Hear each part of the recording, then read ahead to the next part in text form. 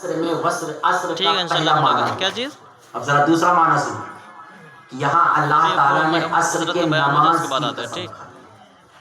عصر سے مراد عصر کی نماز ہے.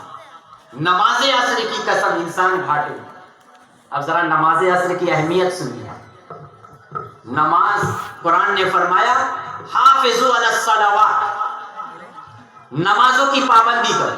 صلوات آیا ہے نمازوں کی پابندی کرو، جس میں فجر سے لے کر عشاء تک تمام نمازیں شامل، اس میں عصر بھی شامل ہے. فرمایا نمازوں کی پابندی کرو، اور پھر فرمایا والصلاۃ الوسطی وقوموا للہ قانتین، اور خاص طور سے درمیان والی نماز. امام اعظم ابو حنیفہ کے نزدیک صلاۃ وسطی عصر کی.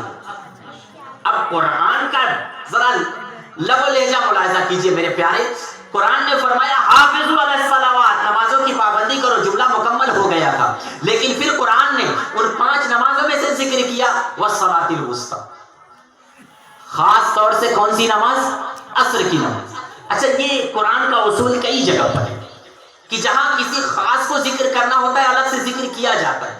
عربی زبان میں اس کی باقاعدہ ایک اصطلاح. ایک مثال اور دے دوں.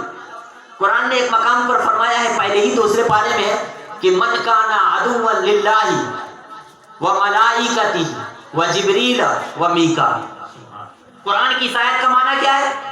وہ شخص جو اللہ کا دشمن ہے اور اس کے ملائکہ جمع تمام فرشتوں کو شامل ہے، جس میں جبریل و میکائیل بھی شامل ہے. یعنی اس شخص کے بارے میں، منافق کے بارے میں کہا گیا ہے کہ وہ اللہ کا دشمن ہے، فرشتوں کا دشمن ہے، اور پھر فرمایا کہ جو جبریل اور میکائیل کا دشمن ہے.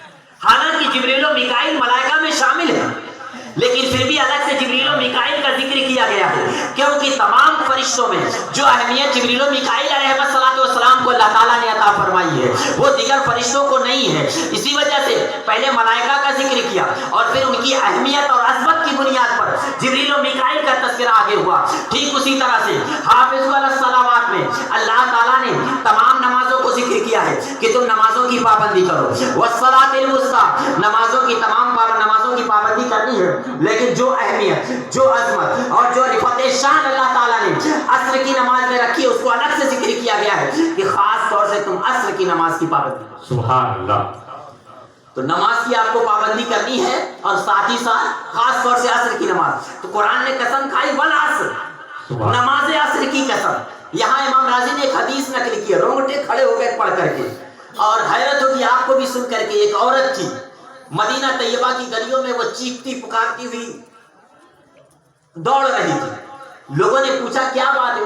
اس نے کہا میں رسول کریم علیہ الصلوۃ والسلام کو تلاش کر رہی ہوں، وہ کہاں ہے؟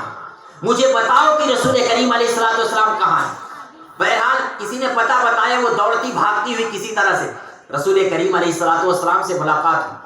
تو الفاظ امام راضی نے ذکر کیا حدیث کو، فسألها ماذا حدث. رسول کریم علیہ الصلوۃ والسلام نے پوچھا کیا ہوا، تم اتنے پریشان کیوں ہو؟ اس نے بتایا کہ میرا شوہر کئی مہینوں سے غائب، یعنی کہیں گئے ہوئے ہیں. غائب ہونے کا مطلب یہ وہ میرے پاس نہیں تھے. میرے نفس نے، میرے شہوت نے مجھے بھڑکایا، میں نے زنا کرا. زنا کرنے کے بعد بچہ پیدا، اس بچے کو میں نے سرکے کے مٹکے میں ڈال دیا. سرکے کے مٹکے میں ڈال دیا. اس کے بعد وہ بچہ، سرکہ تیزابی کیفیت والا ہوتا ہے، اور بچہ پیدا ہوتی ہے اس میں ڈال دیں گے، مر گیا.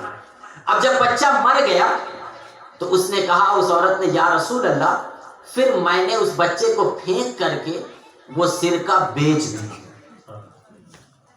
حل لی من توبتی، کیا میرے لیے توبہ کا دروازہ ہے؟ اب ذرا سنیے، رسول کریم علیہ الصلوۃ والسلام نے جب اس کا سنا تو 3 اس کی غلطیاں یہاں پر صاف ہو جائیں. ایک زنا کی، ایک بچے کو مارنے کی، اور ایک سرکے کو بیچنے کی. رسول کریم علیہ الصلوۃ والسلام نے ارشاد فرمایا اما الزنا فعلیک الرجم، رہ گیا زنا تو تجھ پر رجم یعنی سنسار کیا جائے. شریعت اسلامیہ میں اگر اسلامی حکومت شادی شدہ اگر مرد یا عورت ہے اور اس نے زنا کر لیا ہے تو اس کا حکم یہ ہے کہ اسے چوراہے پہ باندھا جائے، باندھ کر کے پتھر مارے سب لوگ. اتنا پتھر مارے کہ وہ پتھر کی مار کھا کر کے مر جائے. یہ سزا اسلام نے رکھی ہے شادی شدہ کے لیے. اور اگر غیر شادی شدہ ہے تو پھر ان کے لیے ہے کہ ان کو 100 کوڑے لگائے جائیں. 100 کوڑے لگائے جائیں.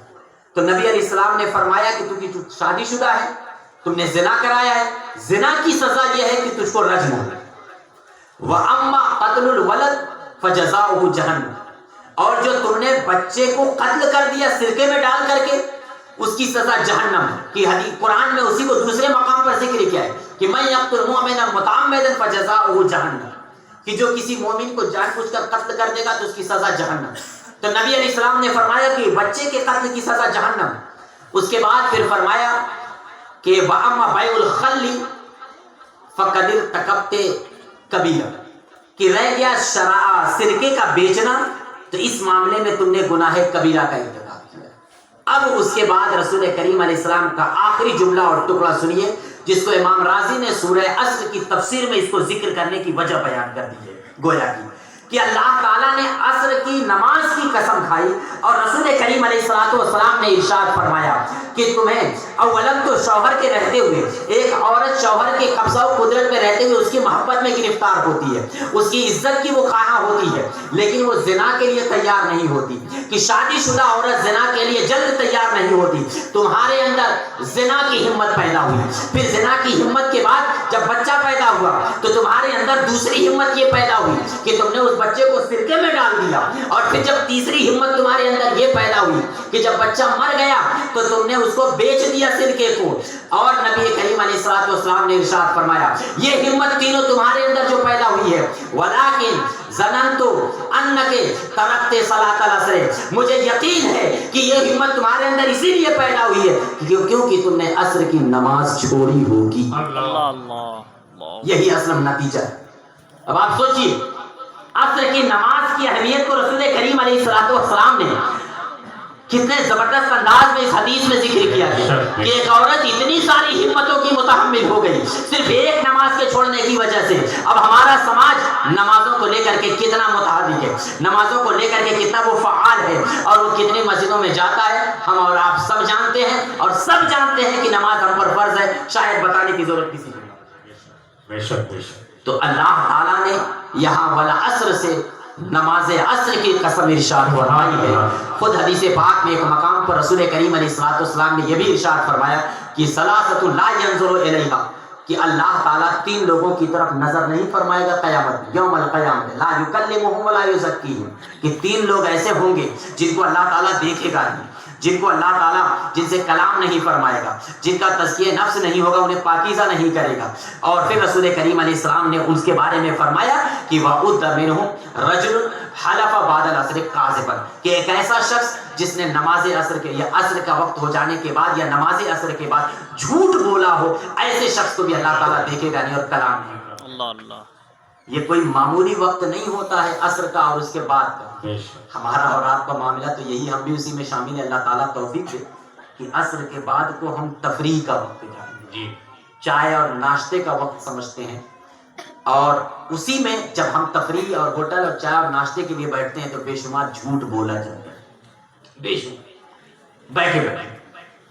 اب سوچیے آپ کہ عصر کے بعد جھوٹ بولنے کے لیے رسول کریم علیہ السلام, جھوٹ تو ہر وقت کوئی ایک وقت ایسا نہیں ہے جس کو آپ اجازت دے دی جائے. یہاں پر بے شمار گناہوں میں سے جتنے بھی اللہ تعالیٰ جتنے بھی گناہ کبیرہ, اگر انسان اور سماج اس سے گھرا ہوا ہے تو وہ سب سے زیادہ جھوٹ سے ہی گھرا ہوا ہے, اس سے انسان بچ پانا مشکل ہے. رسول کریم علیہ السلام سے گناہ کبائر کے بارے میں پوچھا جا رہا تھا, ٹیک لگائے ہوئے تھے, ٹیک لگائے ہوئے تھے, سب کے بارے میں حکم بتا رہے ہیں.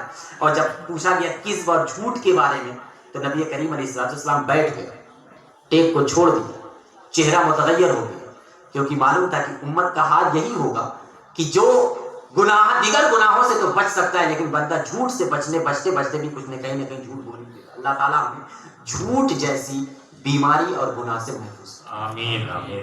تو یہاں رسول کریم علیہ الصلوۃ والسلام عصر سے نماز عصر مراد ہے. بس اب تیسری